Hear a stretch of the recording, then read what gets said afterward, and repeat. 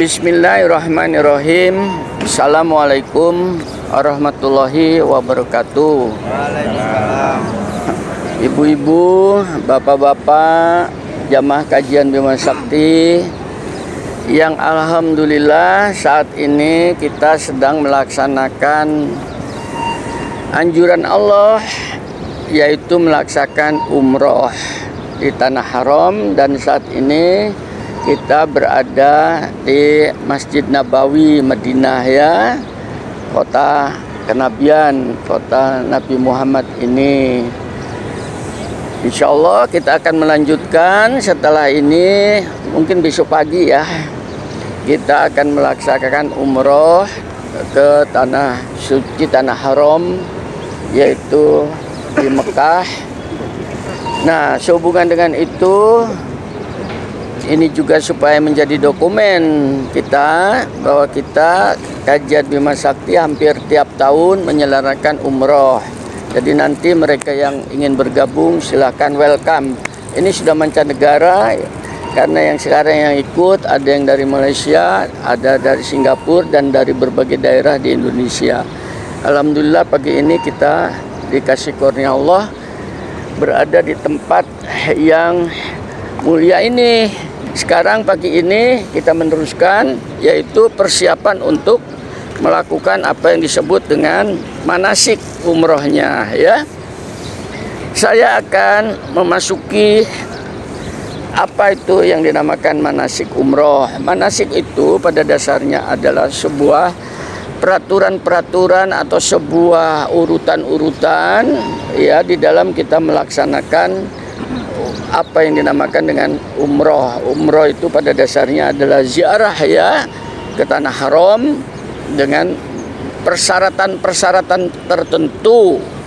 Yang pertama, persyaratan yang pertama untuk melakukan umroh itu tadi adalah kita harus membersihkan diri kita sendiri, baik itu yang namanya fisik maupun itu namanya rohani. Itu itu pertama kita umroh itu, ya, fisik. Makanya dianjurkan besok pagi ibu-ibu khususnya atau bapak-bapak yang akan berangkat itu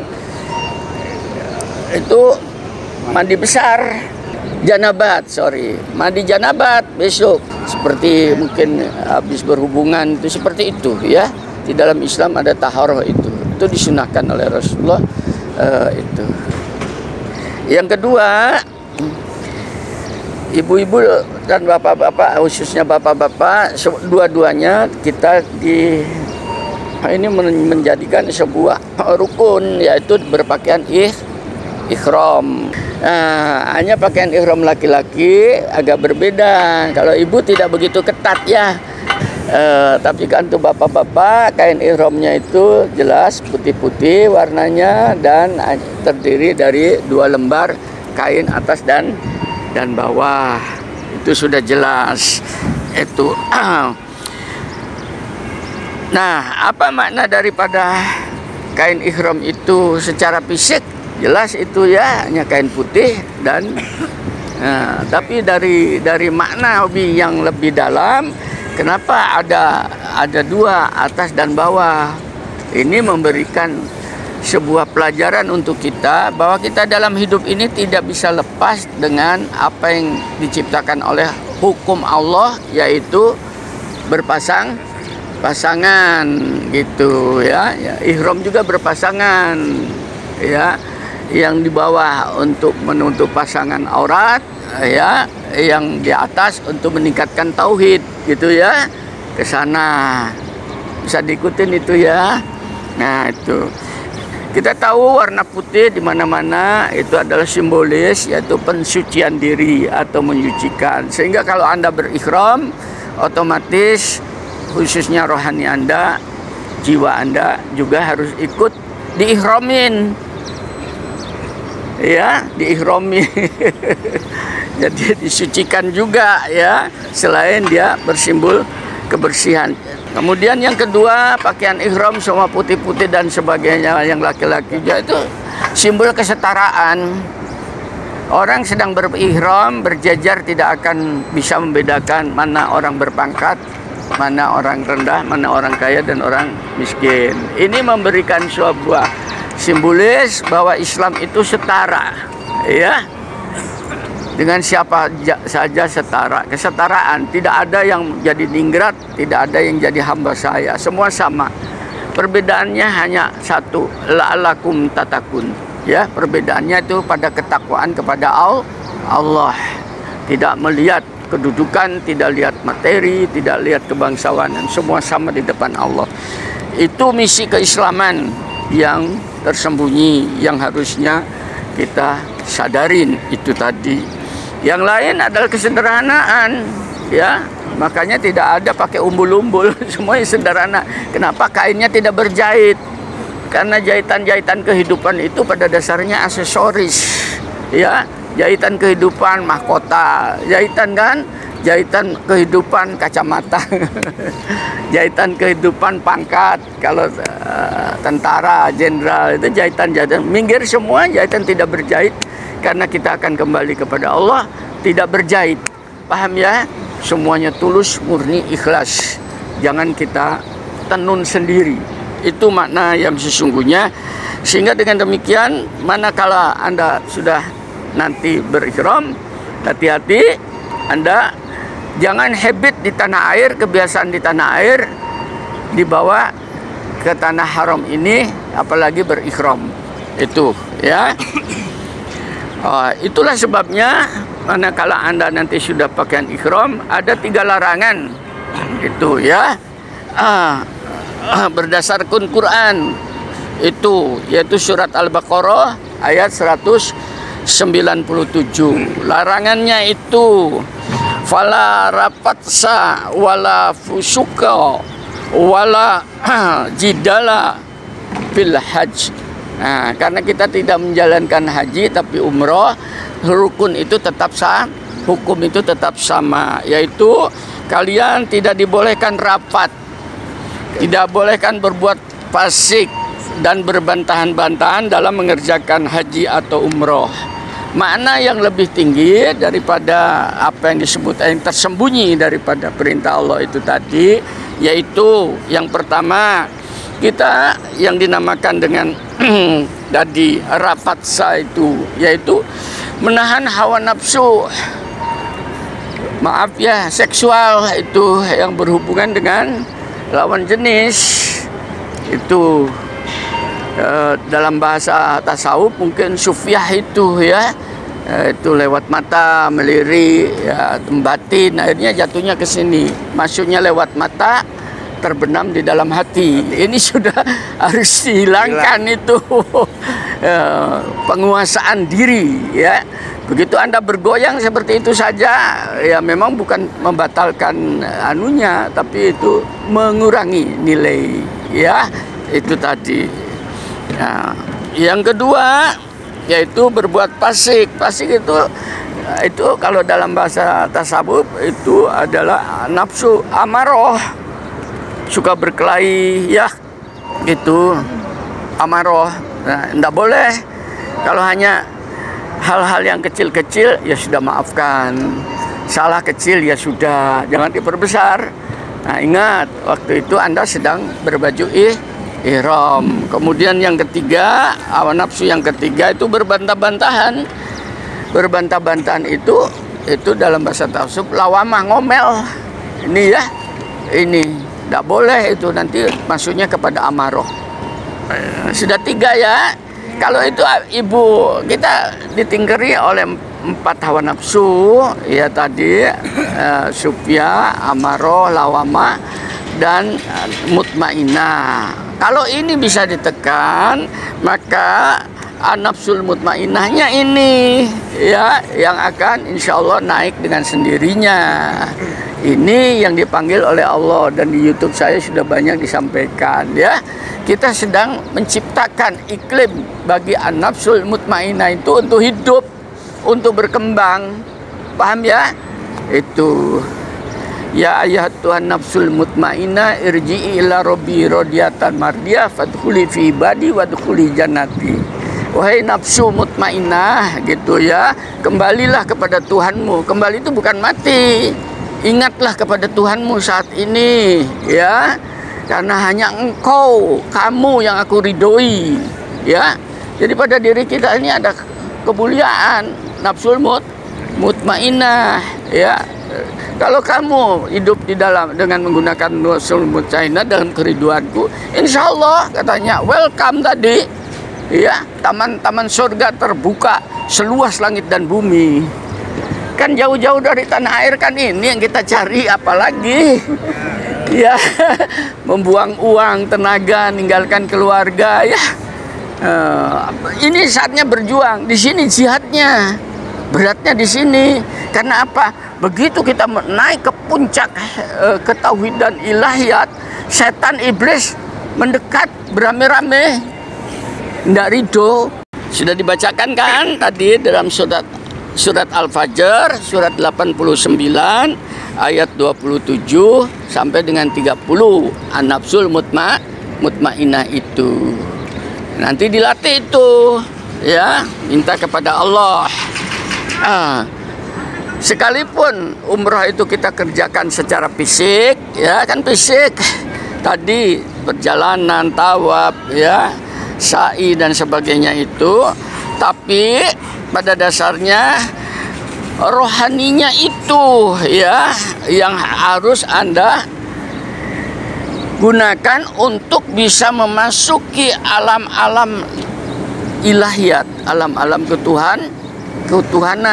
Dalam bahasa tasawuf, alam ketuhanan atau ilahiyat itu alam lahut, alam tertinggi. Itu harus dimasuki. Ya, itu terlalu berat ya, tapi jadi pengetahuan lah ya, mumpung Pak Ika masih hidup. Nah, apa buktinya Anda masuk ke dalam alam lahut, alam ilahiyat itu? Yaitu pada ucapan-ucapan Anda. Setelah Anda berihram itu, nanti ucapannya apa? Nanti saat di bawah ada ucapan-ucapan pada mulut dan bisikan hati. Harus terfokus kepada alam ketuhanan, tidak alam yang lain. Paham ya? Nah, supaya naik, karena sedang menembus langit. Langit kesucian, langit kebenaran, langit ketauhidan. Ini hati-hati. Nanti kita pakaian ikhram itu kita harus mulainya dari mikot. Insya Allah mikot kita adalah di Bir Ali kan. Kita naik mobil sekitar 15 menit atau 20 menit dari sini ya. Itu tadi kita 20 menitan, tidak jauh. Nah, itu nanti kita berhenti di sana ya. Tapi di sini yang laki-laki sudah harus pakaian ihram. Sehingga dengan demikian begitu sampai di sekarang dijadikan masjid ya, mikotnya itu karena orang-orang dianjurkan untuk sholat sebelum pasang niat masuk ke dalam masjid itu langsung ambil sholat 2 rakaat. Oleh karena itu ibu bapak dari sini sudah berwudu, paham ya? Kecuali yang batal, mau tahan sedikit lah ya. Karena begini, cari untuk tempat wudu juga antri. Ya, ini bukan kita, banyak ini. Oh, itu. Jadi begitu sampai situ nanti ibu-ibu digiring masuk, bapak-bapak juga digiring ya, langsung ke dalam masjid. Nah, dari situ langsung sholat 2 rakaat ya. Pak, niatnya apa dan sebagainya. Sudah, niatnya sholat 2 rakaat, selesai. Karena begini, kalau Anda kembali kepada fikih, itu terjadi perdebatan 2 rakaat itu tahiyatul masjid kah ya, atau itu sholat sunnah umroh ya. Itu yang terjadi perdebatan. Sebagian mengatakan tidak ada sholat umroh sholat sebelum umroh. Nah, kan repot ya. Masalahnya karena Nabi melakukan itu, paham ya? Nah, tapi Nabi melakukan itu hanya dalam perbuatan, tapi tidak disebutkan itu untuk apa, ngerti? Baru ulama-ulama fikih di belakang membahas, ngerti nggak? Nah, kita mengikuti jejak kenabian saja, ya. Nabi melakukan 2 rakaat sebelum umrah. Sudah nawaitunya Allah sudah insyaallah, ya. Paham ya? Itu supaya kita tidak terkotorin lagi. Oke, setelah bapak-bapak ibu sunnah 2 rakaat itu, baru setelah itu bapak-bapak pasang niat, ibu-ibu pasang niat, ya. Itu sudah di buku manasik saya sudah ada labbaika Allahumma umrotan itu, ya. Ya Allah, aku penuhi, aku berniat untuk melakukan umroh. Pak, enggak bisa bahasa Arabnya, sudah ngomong bahasa Jawa, ya. Kata bahasa Madura boleh, ya, bahasa Sunda. Kenapa begitu? Karena memang ini diajarkan oleh Rasul. Tapi bahasa Arabnya seperti itu kan juga sudah. Begitu ibu-ibu sudah selesai kayak gitu, sudah, jangan lama-lama, jangan berdoa di situ. Apalagi baca Quran, nggak ada. Di situ hanya pasang niat. Niat sudah diucapkan, langsung berdiri keluar, lalu bertalbiyah, ya, nanti dengan lantunan yang bagus sekali, ya. Labbaika Allahumma labbaik, labbaika la syarika laka labbaik, innal hamda wa ni'mata laka wal mulk la syarika lak, kan begitu, ya. Artinya kan sudah tahu.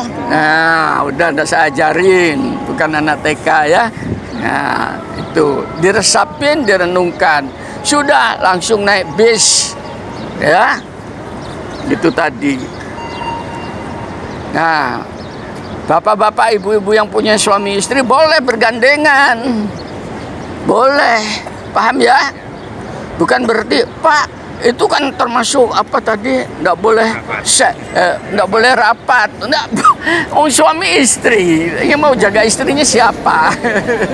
Teruskan itu talbiyahnya sepanjang jalan. Apakah hanya itu, Pak? Enggak, boleh yang lain. Misalnya sekarang tadi kan saya katakan masuk ke dalam alam lahut, alam ketuhanan, bisa mengatakan subhanallah walhamdulillah wala ilaha illallah wallahu akbar la haula wala quwata illa billah. Terserah bacaan-bacaan, ya.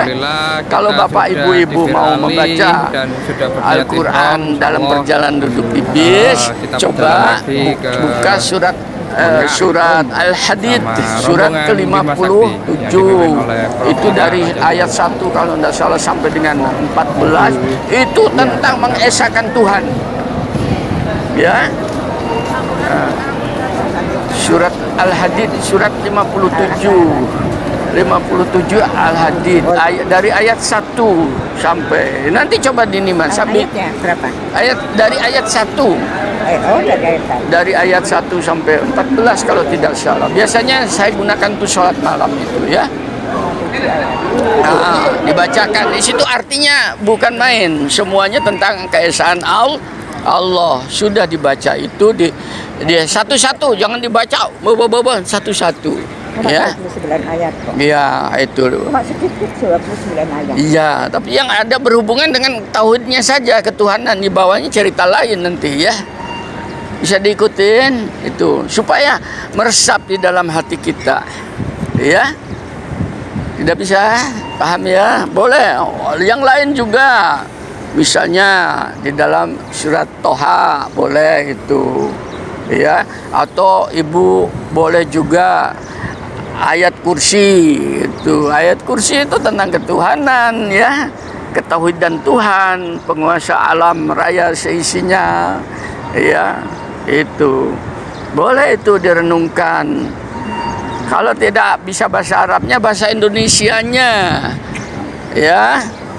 Allahu la ilaha illallah hayyul qayyum. Ya hafal, tapi bahasa Indonesianya diresapi. Iya, boleh. Mana? Pilihan. Terbuka. Quran itu begitu luas, ya. Supaya saat ini bersentuhan dengan itu. Ya, problem-problem di rumah tinggal. Halo, belum tentu kita kembali, nggak tahu. Kalau kembali berarti kita masih dikasih kepercayaan ya. Kalau kita tidak kembali berarti kita sudah berserah diri kepada ilahi ya. Jangan ada yang sakit ya. Kalau ada yang sakit minta, Tuhan, diriku ini sekarang sakit dan kau tahu bagaimana aku bisa membesarkan namamu kalau aku ini dipermainkan oleh setan yang menyebabkan aku sakit loh kan. Akan enak ya didiskusi, maka berilah aku sembuhan saat ini. Genjot itu tauhid. Ini belajar ketauhidan ya. Wujudkan Tuhan itu betul-betul ada saat itu. Oke. Nah, itu akan sampai di Mekah kan dalam perjalanan ini kurang lebih sekitar 4 jam ya. 4 jam. Mungkin dari sini dari sini walau alam jam berapa gitu. Biasanya sampai di Mekah itu sudah malam ya, 4 jam itu. Nanti oleh panitia itu akan langsung dibawa ke hotel. Jangan tanya apa hotelnya apa. Ya, jangan tadi yang dinamakan jidal ya, berdebat tentang masa tempat tinggal. Ditaruh dimanapun terserah panitia ya. Oke. Jangan loh kok di sini, enggak boleh. Ingat, pakaian ihram. Karena apa? Masih untung di hotel. Belum di kuburan. Masih untung di hotel, masih bisa makan enak. Syukurin. Kenapa? Karena di depannya ada Baitullah. Ya, satu-satunya di dunia yang pertama dibangun. Hormati dia. Ya, ini tanah haram. Paham ya? Mental harus ke sana. Oke, tadi nah begitu nanti di hotel diatur, duduk saja, Sendiko Dalam nanti akan mengatur beliaunya dengan Mas Nur, sudah dengan panitia masih bisa tidur dekat Masjidil Haram. Yang jelas di depannya pelataran, keluar sudah fabi ayyi ala rabbikuma tukadziban. Nikmat Tuhan mana lagi yang tidak kamu ingkari? Setelah dibawa oleh kajian Bima Sakti lihat umroh, di sini sudah langsung keluar Masjid Nabawi, di sana keluar sudah Masjidil Haram, kan sudah enak, paham ya? Syukurin itu. Nah, pada saat ibu sudah mendapatkan tempat dan sebagainya, nanti akan dapat kunci. Bapak ibu boleh, mungkin ada yang batal, ada yang mau ke toilet, boleh ya. Tapi sebaiknya tolong kain ihramnya tidak dilepas, paham ya? Tapi dijaga kebersihannya. Karena apa? Kita berihram adalah dimulainya dari sini ya, dari mikot sudah berihram, maka jangan dilepas. Kalau kita ke kamar mandi buang hajat, ya dicing-cing lah bahasa Jawanya ya, tapi tolong dijaga higienisnya, yaitu jangan sampai kena kotorannya ya. Nah, sudah kayak begitu nanti ibu-ibu berwudu dan sebagainya sudah selesai, mungkin dikasih waktu, jangan tiduran nanti bablasen karena perjalanan capek ya. Nah, ini perjuangan di sini, ini berat betul. Habis begitu keluar, kita tidak menunggu waktu lagi, langsung Bapak Ibu akan digiring untuk melakukan tawaf. Ya, ikutin. Insya Allah karena sistem tawafnya sekarang sama dengan kemarin di Raudhoh itu bergiliran kan begitu ya. Saya tidak tahu yang sekarang, kalau dulu bisa masuk seenaknya ya. Maka nanti kita akan mengikuti ke dalam areal tawaf ya, itu tadi kan diatur Nur ya, sudah ya. Nah, kita akan ikutin, tapi Bapak Ibu yang rombongan Bima Sakti, saya dengan Bu Ika akan di depan, Bapak Ibu di belakang saya, paham ya? Saya tetap akan memimpin tawaf kalian, paham ya? Nah, tapi Bapak Ibu di belakang saya, itu tadi ya, akan tawaf. Karena saya juga berdoa bahwa pada saat ini Tuhanku, aku memimpin jamaah atas perintahmu, paham ya? Agar supaya aku menyampaikan kebenaran ini, maka bimbinglah diriku pun dengan kebenaran oleh dirimu sendiri, paham ya? Itu doa-doa saya di Tanah Haram ya. Maka ikutin saja. Nanti tekniknya nanti ya. Nah, pada saat ibu-ibu tawaf-tawaf itu tadi ya, ingat apa makna daripada tawaf kan begitu ya. Tawaf itu bermakna adalah kalau dari tekniknya adalah Anda berputar pada pusat kekuatan. Ya. Tawaf itu pada dasarnya Anda berputar pada pusat kekuatan supaya Anda tersedot, bahasa Indonesia tersedot itu apa? Terserap. Ya. Itu tadi. Supaya menyatu dengan pusat kekuatan, pada dasarnya itu ya. Nah, Ka'bah itu sebagai sebuah pusat kekuatan simbolis tauhid. Oleh karena ditawafin supaya kita itu refreshing kembali menjadi orang yang bertauhid itu tadi. Ya, kekuatan dengan cara ya apa? Istiqomah, tidak lepas gitu ya. Karena begitu lepas kita akan hilang istiqomah. Nah, dengan kayak begitu sehingga akan menimbulkan energi baru di dalam hidup ini ya. Kita tahu adanya energi pada alam raya ini, ada energi potensial dan ada energi terpakai. Ya. Saya punya energi potensial bawaan pada diri saya. Makanya kalau sudah banyak gerakan lapar, haus, berarti perlu spot energi ya. Nah, pada saat saya bicara energi keluar. Nah, ini namanya energi terpakai, tapi potensi ada. Paham ya? Itu tadi. Sehingga dengan tawaf itu Anda akan menambah energi potensialnya Anda. Yaitu masuknya sinar tauhid. Tawaf itu hanya satu bacaannya tadi, yaitu mengagungkan Allah. Ya. Allah mempunyai nama-nama 99 nama Asmaul Husna. Kalau Anda hafal boleh itu dibaca selama tawaf, tapi tolong dipahami. Gitu loh ya. Bukan hanya lesan tapi dijiwai. Ya Rahman, Ya Rahim. Langsung disentuhkan. Perkenankan aku bisa mengadopsi Rahman Rahimmu supaya aku bisa sayang dengan sesama. Paham ya? Itu caranya bertawaf. Ya. Ya Ghafur, Ya Ghafir, Ya Ghafar. Engkau adalah zat yang pemaaf, pengampun ya. Itu tadi.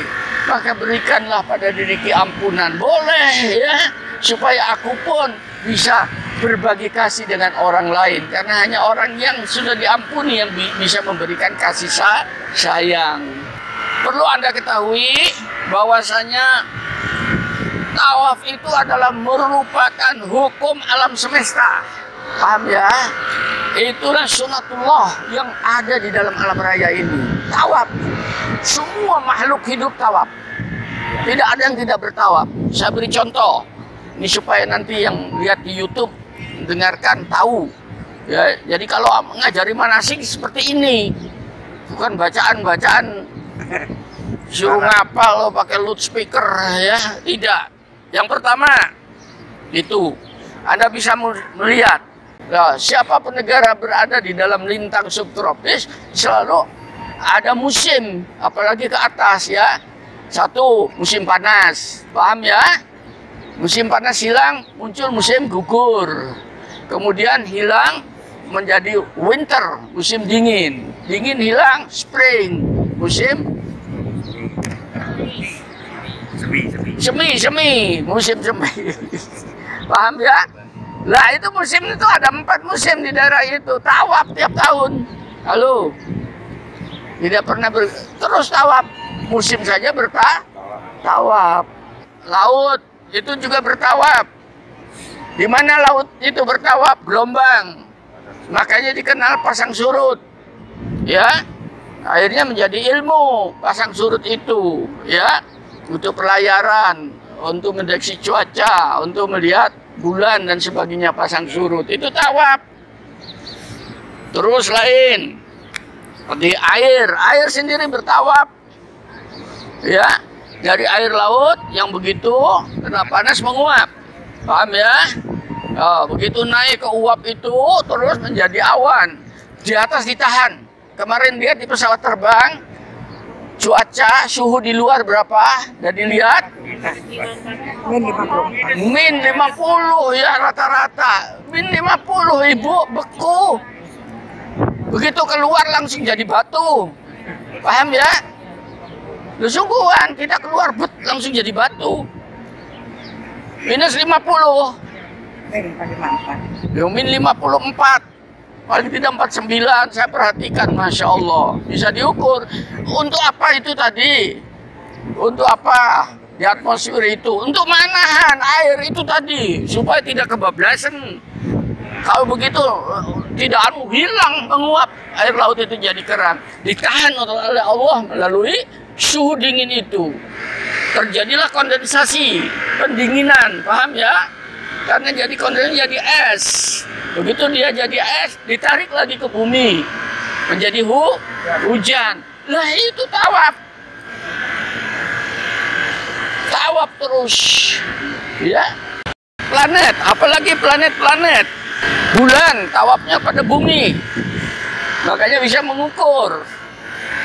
Tanggal 1 bulan, tanggal 1 bukan Muharram, tanggal Komariah ya. Kapan puasa, kapan haji ya. Karena melilit tawafnya bulan pada bumi. Bumi tawaf mengelilingi matahari. Paham ya? Matahari tawaf mengelilingi galaksi.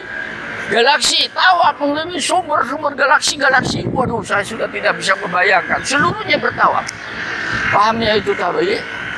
Dan dia tidak pernah ingkar janji terus. Begitu bulan itu tawafnya melenceng, rasan-rasan dan mencotot hilang. Entah kemana. Dia tidak. Masa kita tidak malu dengan bulan? Ya. Itulah sebabnya kamu kemanapun, kamu adalah bagian daripada alam semesta. Kita kan bagian dari alam raya. Maka dianjurkan oleh Allah untuk bertawaf supaya kita terikat, menyatu, memadu dengan kesemestaan ilahi ini. Sehingga dengan demikianlah yang terlatih itu, kenapa Pak kau sebelah kiri, tawafnya ke sebelah begini. Alam semesta semua tawafnya seperti itu. Ya, berbalik dengan arah jalum jam. Itu sunatullahnya seperti itu. Ada resep Tuhan yang disampaikan kepada kita. Tolong resep ini dibawa pulang. Sesungguhnya orang-orang yang beriman, nah, insya Allah kita termasuk orang beriman, adalah mereka yang apabila disebut nama Allah gemetar hatinya. Halo. Mudah-mudahan kita bertawaf itu menyebut nama Allah untuk hati semakin bergetar. Kalau belum, tolong Tuhan, Engkau berfirman kayak demikian. Aku tidak bisa menggetarkan hatiku sendiri, ya. Maka perkenankan aku termasuk daripada makhluk yang Engkau kehendaki supaya hatinya bergetar manakala menyebut namamu. Paham ya? Dan apabila dibacakan ayat-ayatnya kepada mereka, bertambah imannya, dan hanya kepada Tuhan mereka bertawakal. Dibacakan ayat Tuhan itu bukan dibacakan seperti ini, ya. Begitu dibacakan nama Tuhan itu adalah diingatkan terhadap firman-firmannya Tuhan itu, ya. Itu yang tadinya mau marah, sabar. Innallaha ma'as-sabirin. Itu namanya dibacakan. Itu namanya dibacakan. Hendaknya kamu sabar, karena sesungguhnya Allah menyukai atau beserta orang-orang yang sabar. Gitu caranya, ya. Itu baca bergetar langsung terpanggil hatinya. Sudah bisa diikutin, ya. Yang kedua, harapannya saya bacakan bahasa Indonesianya karena sudah mulai dingin. Tidak, barang siapa menyerahkan diri sepenuhnya kepada Allah, kembali kepada Allah waktu tawaf, dan dia berbuat baik, insya Allah kita akan melakukan amal kesolehan. Dia akan mendapatkan pahala di sisi Tuhannya dan tidak ada rasa takut pada mereka dan mereka tidak bersedih hati. Oleh karena itu kalau sudah umroh dan haji, jangan marah-marah. Jangan susah, bergembira nanti ya. Tadi sudah 7 kali putarannya, itu dimensi alam. Dimensi itu artinya kondisi alam ya. Alam itu secara fisik di Quran dibagi dari 7 langit dan bumi, paham ya? Qurannya begini, aku ciptakan 7 langit ya dan bumi itu, paham ya? Quran itu dalam 6 masa, Qurannya seperti itu. Jadi Bapak-bapak Ibu, tempat kita sekarang ini hidup dan bintang matahari yang sekarang kelihatan itu baru 1 langit. Halo, bintang-bintang yang kelihatan itu baru 1 langit. Langit yang dimana ada manusia hidup. 6 langit lain di mana walahu alam. Langit lain itu gelap gulita, tidak diberi cahaya seperti ini. Ya, ini yang menjadikan perhatian ahli astronomi Amerika sehingga terkagum dengan Quran. Makanya kan itu sekarang ada teori black hole ya, yang namanya lubang hitam. Lubang hitam itu menjedot semua. Lubang hitam itu langit lain atau apa? Ya, menjadi teori. Akhirnya si Stephen Hawking itu yang lumpuh, ya bicaranya, yang lumpuh, dia berpikir kita punya konsep Quran, umat Islam punya konsep Quran, 7 langit tidak pernah terpikir. Nah, itu namanya dimensi langit alam secara fisik ya. Nah, ada dimensi alam kan bergandengan ya, secara non fisik ya, kerohanian namanya ya. Membagi alam itu menjadi 7, sama ada 7 alam. Oke. Nah, kalau bapak-bapak ibu-ibu sudah tawaf selesai ya tadi, maka kembali lagi, kemudian baru setelah begitu kita akan lakukan sa'i di sana. Sa'i itu bermakna adalah sebuah perjalanan ya, menaiki bukit dan menuruni lembah ya, bukit. Sekarang enak, sudah plesteran ya. Dulu kan bukitnya tinggi, ini paperas-paperas gitu. Saya tahun 77 ke sini masih batu, itu belum dianu ya. Itu tadi. Masih batu 92 dengan Bu Ika, masih batu. Sekarang sudah plesteran. Itu harus dimanai itu ya Pak, itu kan mengikuti jejak Ibu Hajar pada saat mencari air. Sudah itu lewat sejarahnya ya. Akan tetapi untuk kita mengambil suatu makna yang lebih dalam, bahwasanya kita di dalam hidup ini tidak akan lepas dari hukum naik dan turunnya kehidupan. Ya, naik kesulitan karena lembah bukit dan yang begitu terjal, turunnya juga kesulitan karena apa? Sering sekali lembah itu licin, bisa kita terpeleset jatuh. Nah, dengan demikian itu gelombang kehidupan, kesulitan itu kita lakukan dengan sabar. Ya, maka hanya manusia yang sabar dan istiqomah. Sabar saja tidak cukup, tapi istiqomah ya dalam kebenaran yang dapat melaluinya tanpa keluh kesah. Sudah kita lakukan ya, karena dengan demikian dia akan bisa bersentuhan dengan uluran tangan ilahiyat seakan-akan dan memeluknya dengan penuh kasih sayang. Enak kan ini ya. Nah, sehingga juga sama kita tetap bertalbiyah dan memuji Allah. Nanti pada setiap bukit itu apa doanya, ucapannya sudah ada di dalam buku manasik. Bisa diikutin, naik situ, sana juga. Dalam perjalanan tidak ada lagi kecuali gunakan, panggil namanya Allah, bersentuhan dengan beliau ya. Bisa diikuti ya. Kalau sudah selesai itu tadi, maka kita akan bertahalul di pojokan ya. Kalau dulu saya zaman dulu di situ tuh orang cukur rambut ya. Sekarang sudah tidak boleh karena kotor ya. Nanti yang bapak-bapak ini tadi, kalau ibu-ibu boleh bergunting ya. Tapi bapak-bapak ini tidak ada lain, harus diplontos. Iya, gundul nih mas, digundul. Ya, gundul, diplontos. Ya, itu namanya tahalul. Karena ada doa Kanjeng Nabi, ada 2 doa di situ. Saya bacakan ya. Ini doa-doanya itu ada hubungannya dengan rahasia kenapa kita digundul.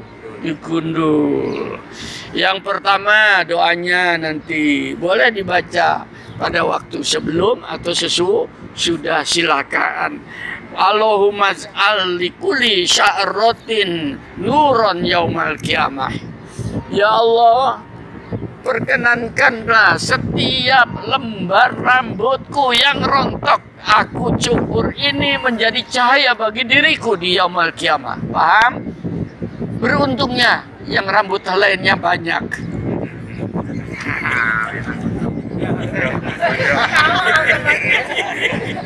Ya kalau mau dicukur, kalau enggak ya enggak ada.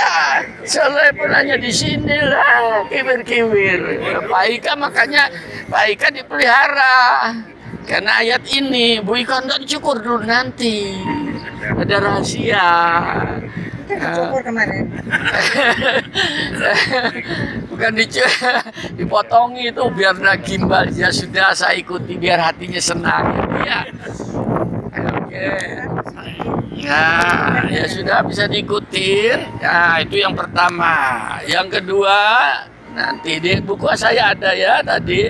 Yang pertama mungkin belum ada, tapi nanti kalau Anda bisa di-sharing ya, Pak Nur, di-share ke ibu-ibu yang saya bacakan tadi itu. Yang kedua itu Allahumma gfir lil muhalikina walil muqassirin. Ya Allah, ampunilah ya, hapuskanlah dosa-dosa orang yang digundul. Halo, nanti muqassirinnya belakangan. Ayat doa ini oleh Nabi dibaca pada saat dia umrah yang tertolak. Pertama kali masuk ke ini tertolak oleh bangsa tidak boleh ya. Tapi kemudian disuruh nyukur.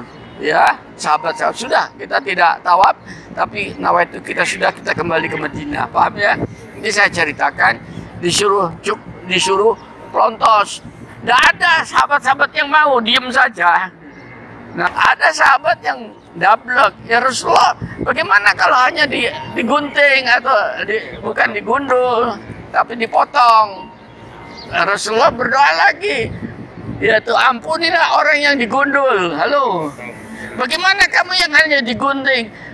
Berbahagialah orang yang digundul. Sampai 3 kali baru ngotot. Katanya, bagaimana aku ya Rasulullah? Ya sudah gitu loh ya. Maka ampunilah orang-orang yang dicukur. Ya, dipotong ya, dipotong. Lah, yang dipotong ini karena ibu. Paham ya? Itu hikmah daripada doa Rasul. Oleh karena itu tidak ada kan wanita yang digundul kan. Tapi sudah dikena ayat kena doa Nabi. Allahumma gfir muhalikina. Nah di situ walil muqassirin. Muqassirinnya itu yang dipotong sekarang pada ibu-ibu. Paham ya? Jadi tidak salah. Kalau orang laki gundul. Yang demikian itu menjadi keberkahan untuk kita berumroh. Selesai sudah kerjaan kita.